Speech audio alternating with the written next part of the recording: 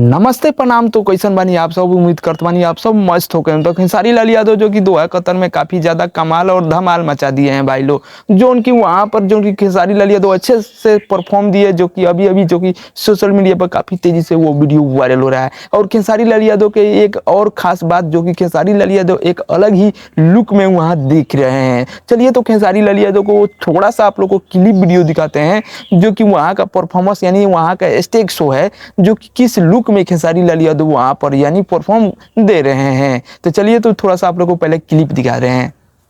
और पावर दिखाना तो जब भी मैं ही नहीं, अमरपाली जी नहीं, सोना पांडे हैं और आप हमारे हैं, और हम एक दूसरे के होंगे आज ही के लिए नहीं, बल्कि हमें लगता है कि कभी से कभी कार्यक्रम को शुरू करेंगे। I love you.